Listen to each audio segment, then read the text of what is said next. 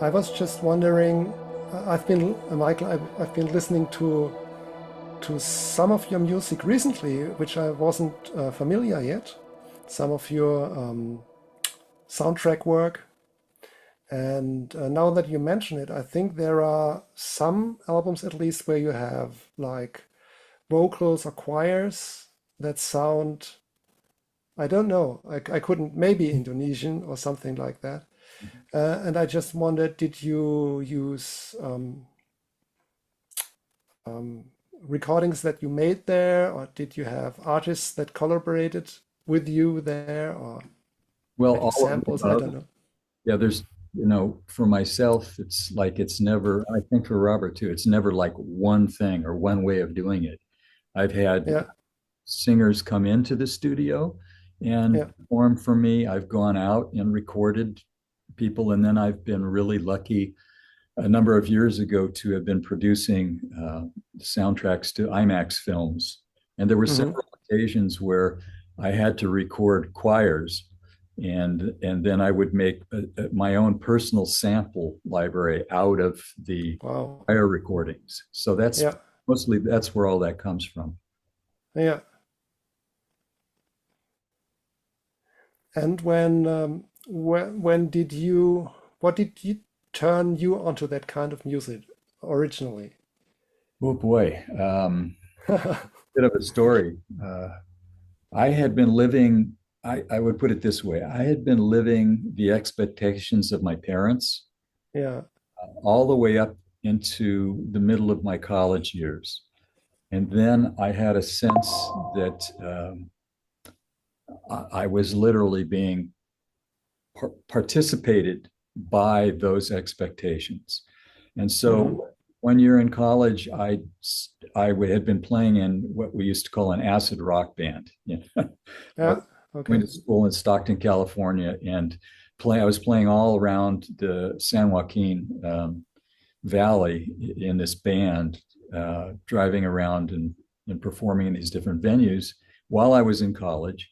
And at some point, I decided, no more college. And I dropped out of college. And when I did do that and create this break, I had all of the band's instruments in this big room, and I went in with a recorder and I just created a piece of music that was totally different than anything else I had ever created. And I can see that as metaphorical for the taking that step to break with the expectations that had been put on you your whole life. Like in my case, you're going to be a doctor or a lawyer or a dentist or something more professional.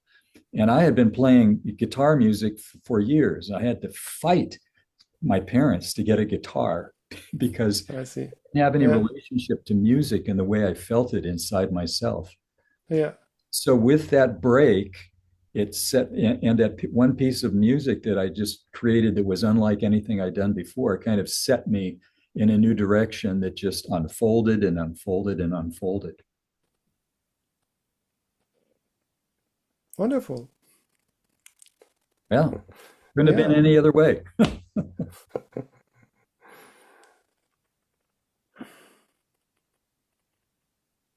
So is it so you come originally from guitar playing, Yes.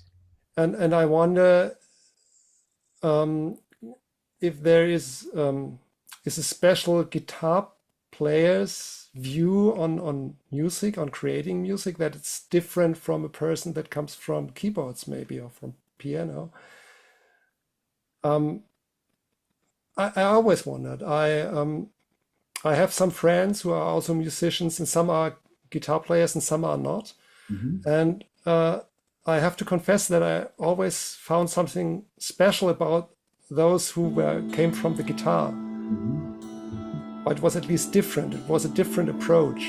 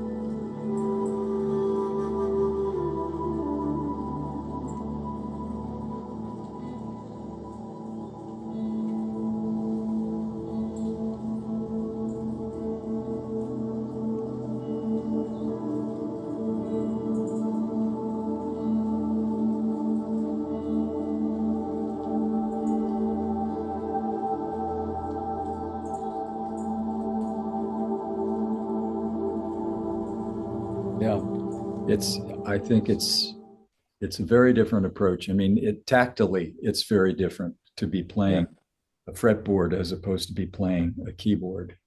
And I can't say, at times in my life, I've supported myself by playing guitar when in the mid 70s, I'm an old guy.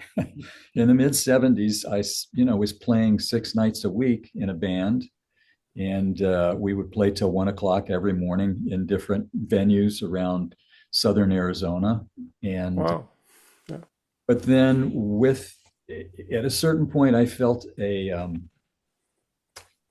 I guess you could call it more spiritual calling. Yeah. And at that point, I started to actually sell. I had a whole collection of guitars and amplifiers, and I started to sell all of that off and ended up in Los Angeles with a woman who had a studio teaching a movement. She was a healer, and she was teaching a movement meditation process. And I was in that environment for 5 or 6 years, it was more about developing the music that I had unfolded in when I dropped out of college than the music where I was performing six nights a week to support myself.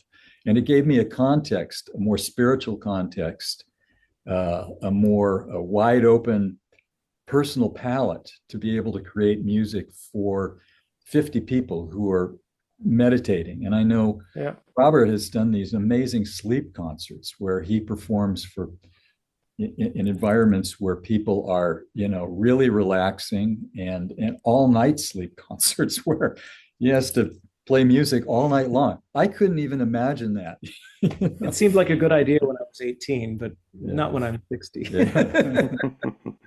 But yeah, it's I think that there's always been this, trying to find ways to use music in energetic formats, to create some sort of ritual that was more interesting than just entertainment. Yeah. It's funny because my wife is a longtime Deadhead follower of the Grateful Dead, and we've been to many Grateful Dead shows, and I always felt a recognition in the way that they and their audience would engage in this kind of ritual, and there was something very different from a rock concert going on. Mm-hmm.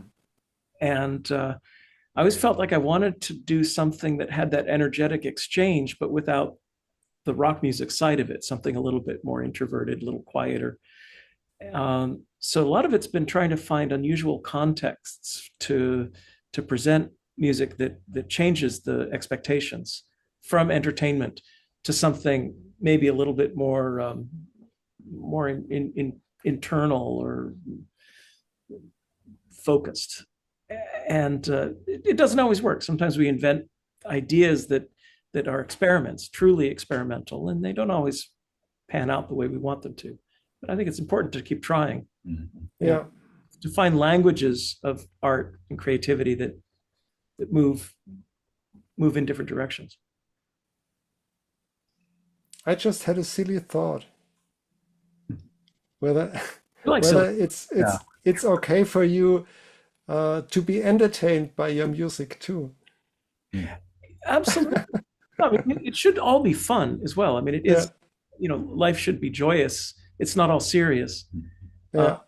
I think for me, it's been a case of being, quite introverted, actually, intensely shy at times. And so my idea of fun isn't being out with a bunch of people dancing and partying. It's something a little bit more internal. And, I do enjoy and I do have fun, but often my idea of fun is going for a walk in the forest, or something much quieter, And I think for myself, there's this association of excitement with fun. And it's been wonderful working here in Robert's studio because we've been kind of diving into these microtonal realms. And some of the things that Robert has been doing really excite me. And I have to say that I've really experienced this week this week where we're composing together as fun. It was very exciting and very fun. Well, Wonderful. actually, Michael's one of the Yeah. few people who, we can have a dialogue about microtonal music. I've been using just intonation, with ratios between frequencies for a long time, 40 plus years. And often I feel a little bit alone in that. But he's actually worked with people like Irv Wilson, a composer who's one of the great microtonalists in history. And Yeah. he brought in a little, he put together a little piece the other day using one of Irv Wilson's tunings. And then suddenly I had to remember some of my old tools to try to figure out what the tuning was. I had to reverse engineer this tuning, figure out how to go back to some old software that only works on an older computer, and get a MIDI tuning file over to one of my keyboards to be able to answer his contribution. So this dialogue actually there's very few people that I could have this interchange with, and people who actually understand how to work with some of these tunings is a treat. There's a group on Facebook. What he did was so much fun. It was so exciting to just hear the intervals that he was creating with the keyboard. I was just like, I just kept saying, "This is great, Robert. This is great." It's funny. I know that there's like the Zen Harmonic Alliance on Facebook and a couple other groups. Yeah. I've been involved in microtonal organizations since the 80s, Just Intonation Network in California, in San Francisco. Yeah. We worked really hard, actually. I met with a small group of composers to ask them what they needed for retuning synthesizers back around 1987, I believe, 87 or 88. And my friend Carter Scholes and I wrote up a list of their requests, and we created a MIDI sysx format called MIDI tuning spec, which our friend Chris Meyer, who was working for Roland at the time, managed to get passed by the MIDI Manufacturers Association around 1990, I think it was. Yeah. So that MIDI tuning spec, or what they call MTS, has worked its way into a pretty long list of keyboards. And I've been very active in trying to propagandize for microtonal synthesizers for years. People got a little bit tired of me pestering them, but now, I mean, companies like ASM with the Hydrasynth, they actually asked if I could help them get test the tunings in the Hydrasynth. And Dave Smith at Sequential, I used to pester him constantly because we're old friends. I used to play in bands when I was a teenager with employees of his in the late 70s, early 80s at Sequential. And one of those people I played with, Andrew McGowan, was his chief designer at Sequential in the last 20 years. And so at NAMM, throughout, when he came back into business with Dave Smith Instruments in the mid 2000s, I used to go over to his booth every year and say, "So when are you going to add microtuning?" Because the old Prophet 5, Rev 3, had microtuning. And that's why I used that synth for so many years, because Chet Wood, who was Terry Riley's organ tuner, happened to be the software engineer at Sequential and snuck it in. So it was a beautiful thing. Yeah. And Dave Smith would go, it's on the list. It's on the list, but I can't do it right now. And then one year at NAMM, Lauren Norell, without knowing that I had been asking this all these years, goes up to Sequential and asks Dave Smith if he's going to add microtuning, because Lauren works with gamelan instruments a lot. Wow. And Dave looks at it and laughs and says, "What, did Robert Rich tell you to come and ask me that?" And Lauren said, no, I really need it. So it was this running joke. I just became the person who always pestered people. When they finally decided that Sequential could support microtuning, they came to me and asked if I could help provide tunings. And so I came up with a list of about 64 tunings that are in the Sequential keyboards now. And so it ends up coming full circle. You see, we end up having to build our own tools from back end forward. And this allows us to make some of this strange language even stranger. That's right. But no, what I love is that some of these chords, some of these harmonically related chords have such unusual emotions. They're different from what you think of as a major or minor key. I mean, when you play a 7/4 tritone chord, you know, with this flat seventh, it's such a, to me, it still sends shivers down my spine. It's such a beautiful sound. Mm-hmm. And, you know, people who analyze tunings will say that a blues guitarist will hit that all the time. They'll play the sixth and they'll sharpen it with their fingers and get that flat seventh, which is that blue note. They, you know, the blues guitarists know what they're doing. They know they're getting that harmonic. You know, I was thinking when you asked about Michael's guitar playing, yeah, where my head went is one thing that strikes me is that guitarists have a much more natural way of changing keys very quickly with bar chords. And the thing I find is that my brain is very modal. As a keyboardist, I think in terms of patterns, and I have a modal brain. And most of the guitarists that I work with, I love the fact that they are very flexible in their chord structure, in their key changes. I tell you, when I'm working with Marcus Reuter, he is challenging me to the very edge of my skill. He is so brilliant. Yeah. His command of music theory and his command of his instrument is frightening. And it's always humbling. And to me, that's one thing that can be very fun. You asked if we have fun. And for me, if we try to make an album in a few days, it's scary fun. It's a little bit like being on a roller coaster. Adventure. Yeah. Well, because you're just mentioning Marcus, did the two of you also plan to do another album one day? We haven't talked about it. He's been so busy. He's very busy. Right? He's so busy being a rock star, traveling with stickmen all over the world. Yeah. So you know, with his constant King Crimson connections, I think he contacts me when he just happens to be passing through and wants to do something slow for a change. He enjoys slow music too, and I'm not really capable of making the kinds of stuff he does with Tony Levin and all of those guys. So we still consider ourselves good friends, and we will certainly work together again. Did any of you happen to be familiar with the music of Peter Michael Hamel? Oh yes. Is he still alive, by the way? He's alive, yes. Good. Indeed, yes. Good. He's in his 80s, I think. Yeah.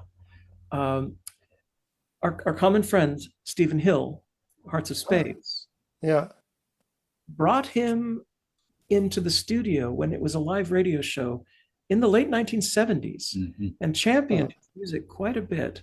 And I remember reading his book about that time, Through Music to the Self. You read that? Oh, yeah. Well, yeah. Cool. Yeah. I think that he was a very interesting bridge between classical serious music and the movements in the 1960s for sacred music, modern sacred. And I know he was friends with Terry Riley a little bit. Terry's been a friend of mine through Terry's son, Guion. And Terry, for me, was probably my biggest influence. He's my spiritual musical father, you know. And Hamel obviously owed a lot of his vocabulary to Terry. And I think also his attraction to sacred music of India. Yeah. Sufism and other aspects. I think he was an important bridge, really, between different cultures. I don't think people realize quite the rarity for people to take the risk in a serious music language to reach out and attempt a language of sacred music. When at one point in the 90s, I think 96 maybe, he was invited to Mainz, and my wife and I went to see him. But it was in a in a classical music context, and he was presenting his latest, I think it was a string quartet and a piano concert, and was talking about that. And some people were there that asked a little bit about the esoteric, the spiritual stuff, and his electronic music. And I was curious about that too, obviously. But he didn't seem at that point, he didn't want to talk about that in that environment. And I think the host there, the presenter, he also wanted to stir away from that aspect. And I think at some point in the 80s, he decided, he made a decision to stick to classical music in the first place, which I thought was a pity. Yeah. There's a lot of pressure in Western serious music to stay intellectual and not to propose that there's anything besides just ideas. And I spent a fair amount of time at the Computer Music Center at Stanford University at CCRMA, and I got rather tired of the intellectual game playing of the music. It was very cold, very, ideas that involved statistics and the internet and, language based. It was all completely mental games. And I like intellect. I like intellectual games, and we can graft them onto our ideas. We can play around with them. But I think if it doesn't also reach to some level of intuition or some level of beauty, and I don't mean pretty. I'm not afraid of darkness. I'm not afraid of making really scary music if it needs to be. But there's still a beauty in that, I think. And academic music, ideas like that are frowned on. And, there's very few people who have managed to walk that line. Arvo Pärt, maybe. Terry Riley, maybe. Pauline Oliveros, maybe. A few people have been bold enough to be honest with their audience about their curiosity in other realms besides pure intellect. But you get pushback a lot in the academic world. A lot. I guess so. Yeah. I think he started to, obviously he started later to return a little bit to the spiritual and Indian inspired music. Now he's on Facebook. I think if you feel like saying hello to him, he's approachable, actually. Oh, that's nice. I can be rather shy too. I don't often just log into people's accounts and say hi. Remember me? You don't know me. Never mind. He's actually he's a personal friend of Matthias Grasso. Ah, yes. I don't think I've ever met Matthias either. We have a lot of friends, but I don't believe so. I think Gigi Gasparetti, Gianluigi Gasparetti, Deep Listenings, knew Matthias Grasso quite well and was very, very influenced by his drone music. Yeah. And I remember in his journal, in Deep Listenings, he championed him quite a bit. Yes, it's wonderful. I mean, the basic idea for a drone is always the same, but it's interesting how different they still can be in terms of the inner quality that they that comes across. I mean, I think for me, the secret to drone is not to repeat. The drones that work for me are drones that don't drone, but actually move. And they're played by hand when they're droning, but not automatically droning. That's when they, like Lamont Young's compositions where people actually have to play on a violin, the same notes for an hour. Those actually have more energy because people are maintaining the note with energy. There's a human interface. I think with electronic drone music, sometimes people get very lazy and they hold a note down and just, you know, like for example, for me with the sleep music, with the 8-hour compositions, Yeah. to those is not to use loops, to have everything open and constantly slowly evolving, but a slow evolution and not a frozen place. Mm-hmm. Yeah. But you know, it's like to always find the human element. I just thought of the tambura, which I think is one of the models for any drone music, isn't it? Mm-hmm. And the player always has to keep it going, and it brings about those nuances that you can immerse yourself in if you listen very long to it. I've recorded a handful of classical Indian musicians, and it's very common for them nowadays to use a shruti box, which is electronic tambura. Mm-hmm. Mm-hmm. It's just not the same. No. It's really not the same. Robert, on the album we're working on, he created one of the most amazing synthesized tamburas I've ever heard. And it's just with multiple layers, Yeah, it's a mix moving at slightly different speeds. It's just wonderful. And the trick is the layers keep it from repeating. Yeah. Yeah. But yeah, I mean, I think for years I've tried to find different languages to replace the tambura with something that doesn't sound like a tambura. Mm-hmm. The album I did with Lisa Moscow, Yearning, basically she played sarod, and my job was to find ways of making an hour of drones that didn't sound like tambura. And so I did it with flutes and guitars and stuff like that, you know, looping, flute loops. That's one of my favorite albums. Thank you.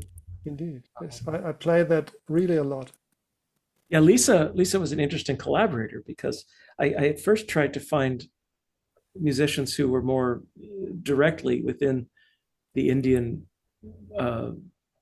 community, who were willing to do something that was entirely alap, which is the slow improvised part.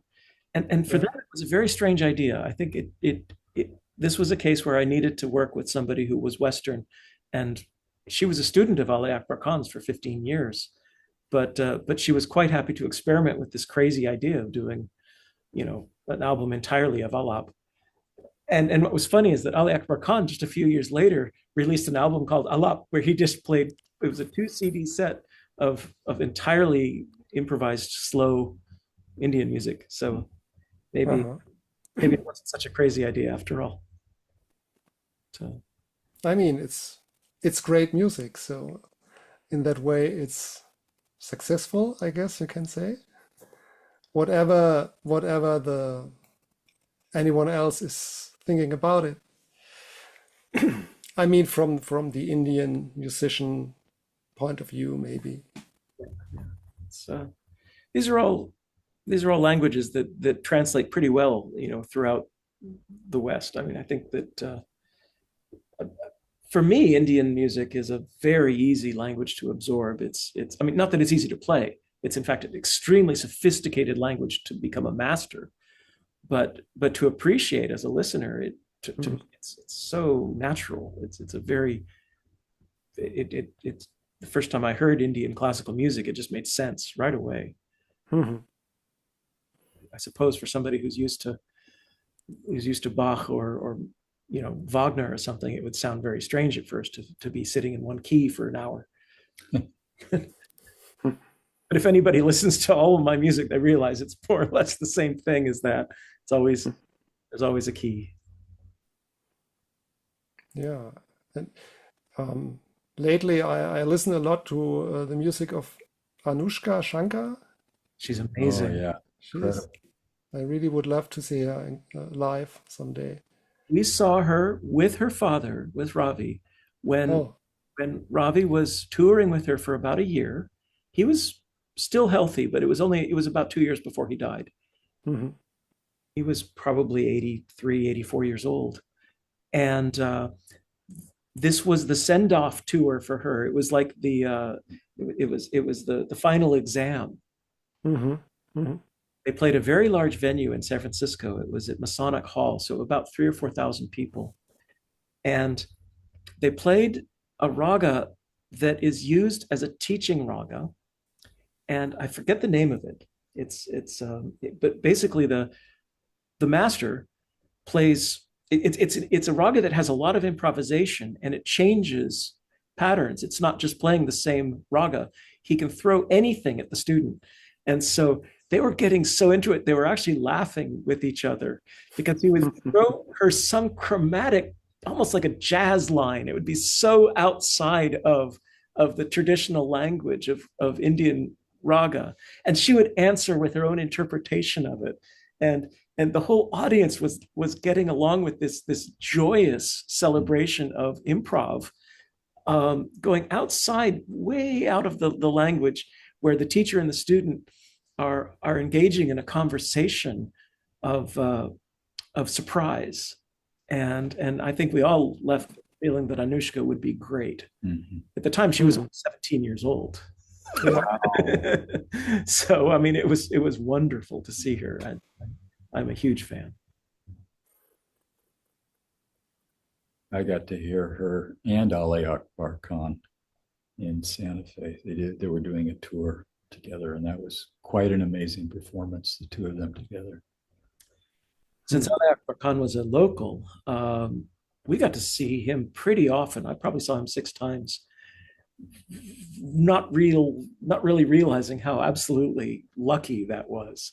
And sometimes with Zakir Hussain, I mean, after Swapan Chaudhry kind of retired, Zakir Hussain took the role of tabla all the time for Ali Akbar. And it was funny because the story around the Ali Akbar College was that Zakir Hussain was hired to teach there. And he got so busy as a rock star that he had to leave. And apparently Ali Akbar Khan got really mad at him. Because you're supposed to teach. As a master, you have to teach also. And Zakir got so busy touring with Shakti and with John McLaughlin and with everybody else that he basically got a lecture from Ali Akbar Khan. Is you come back here and you teach and you play classical music, you're going to be my accompanist, or else you're fired. It was like a lecture, like father to son, because in fact, Zakir's father, Ala Raka, was a very, very good friend of Ali Akbar Khan's. Ala Raka was more or less the first tabla player to bring that exciting, masterful tabla solo language to Indian music. So there was a family connection there, a deep friendship. And Zakir just died a few months ago, so we miss him dearly. Oh, did he? Yes. Yeah. Yes. Oh. I have an early experience I had with that kind of music was, I think it's his album Making Music. Oh, yes. Or do I mix him up with someone? Well, there's a Zakir Hussain Rhythm Experience. Did a couple albums that might have. I think it's on ECM. Okay, I think I know that album. It's been a long time. On the cover, I think the cover art is a photograph of a beach or something, or sand with some sticks on it. That sounds like 14 or 20 different ECM covers, doesn't it? Yeah, probably, yeah. Ralph Towner's Sargasso Sea, or the John Abercrombie. Yeah, probably. Well, I mean, I think it's clear that we come into this music as lovers of music first. Mm-hmm. Yeah. We're just trying to contribute something that we would be in love with if it were us listening. Mm-hmm.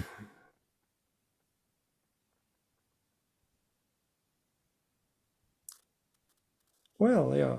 I mean, as a listener, I have something to look forward to. What you guys are recording right now. We do too. Yeah. Yeah. Or discovering, We've had this interesting experience where we've been working so intensely that just yesterday, because we're starting to wind down here for the week, these guys are leaving tomorrow. Yeah. And I was showing Michael the work that we had done, and like, really? I forgot that. We did that? Wow. So we're having that experience now, as discovering our own work as listeners, because when you work really quickly. You don't even stop to think. Yeah, we dove in deep that I just, I was hearing things yesterday and I could not imagine how I had created those things. And that's when the music takes over and you just let it happen. It takes over your body, takes over your brain, and you just let it in. I think that's the most profound experience about it. When you have that feeling that the music is starting to play the player. I think we all crave that. Yeah. There's a psychologist whose last name is very hard to pronounce, Czech name, Csikszentmihalyi, a book called Flow, which was quite an important analysis of the creative experience back, I think, in the 1980s. And this idea, he went around interviewing people who were extremely good at their different skills, whether a scientist, an artist, musician, dancer, mathematician, and asked them about their most important experiences as creators of ideas, and structured their answers into a theory that creative epiphany or creative heights happen when we become expert enough in our field that we disappear, and we let it in. We let the field take over us. And he's written many books about this, analyzing this idea of flow. And I think one thing, being primarily improvising musicians, is that we rely on it as a fundamental source of food, of nutrition, right? We ask flow to happen whenever we're trying to work, and we have to get out of our own way on a habitual basis. Yeah. Personally, sometimes I'm not very good at that. I have long periods where I'm not getting out of the way. And you become aware when it does happen you remember that's what that was. I remember that. Yeah.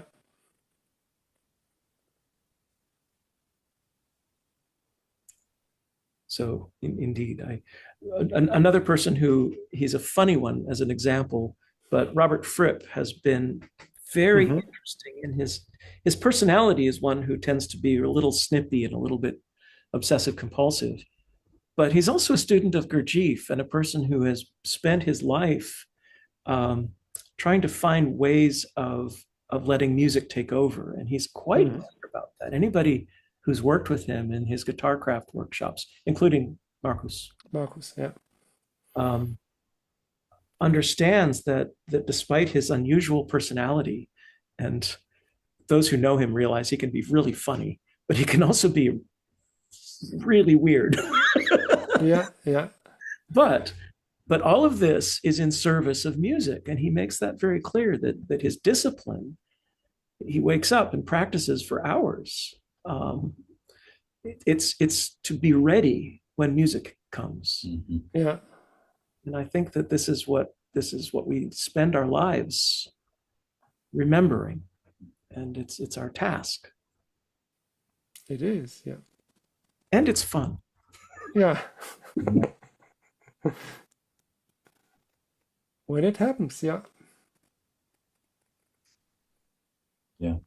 I heard through my friend Christian Halton, who knew or knows a number of the people who worked for Vangelis, that it was the same for Vangelis. He would get set up, ready to go, and then it would be 2 or 3 days. He wouldn't even sit down.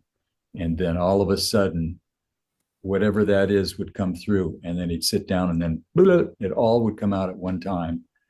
And that was his process.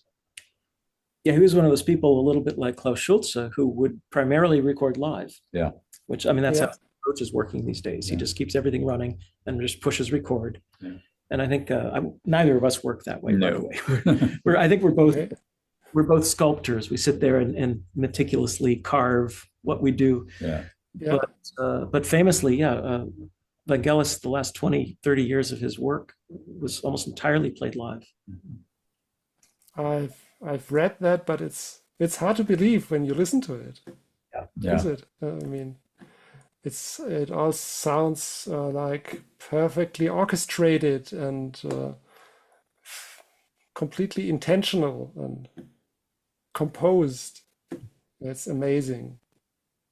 Well, I think the whole world of improvised music is the idea that composition can happen right now. It doesn't mean you have to sit there and make little squiggly sounds like Derek Bailey or something like that.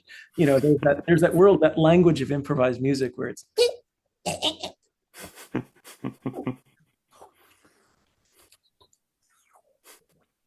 but you can also do Klaus Schulze or Vangelis, or what we do, which starts out with improvisation, and then we sit and go, well, that was better than that one, so let's keep that one. I'm sure they do that too, though. I'm sure Vangelis would throw away 2/3 of his work, and you only hear the good stuff. You know? Probably, yes. Yeah. I wasn't there, so I don't know. Will you do any music today still, or maybe? We maybe. It's a maybe. We're going to review everything that we've done. Mm-hmm. Probably. And then meet again for another week some point. Yes, we'll definitely. I'll run off some stems for Michael, and we'll work out of our studios for a little while and send files back and forth. Mm-hmm.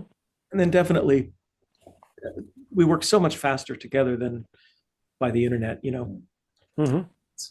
And at some point we come to, you know, this is what we've done, and then there is mixing what we've done, which will be a collaborative process, and then Robert will be mastering what we've done, and I would like to be a part of that too, just Absolutely. to sit like a fly on the wall and see how he's going about it, and then one of our intentions is to release this as an immersive recording, and that's going to require going, you know, using Robert's system and my system, and then, you know, other systems that we can be testing and checking what we're doing on. So we're looking at possibly early next year. This would be released. Early next year.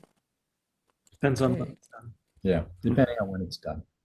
Yeah. Robert is going to be touring the East Coast in September, and I will be touring the East Coast in October. Uh-huh. So, that will be an interesting process too. Getting our live thing going again. Yeah. So will you tour the album together next year? Not known. I think it'll depend.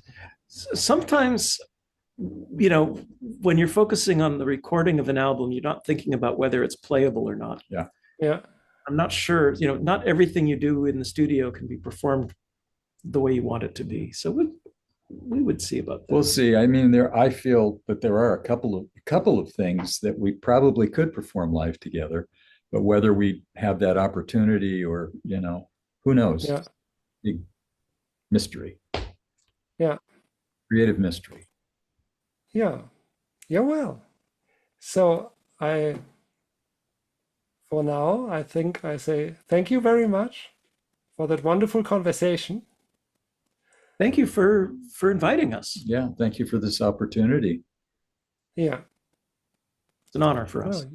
Well, likewise, and you're welcome. Have a nice day.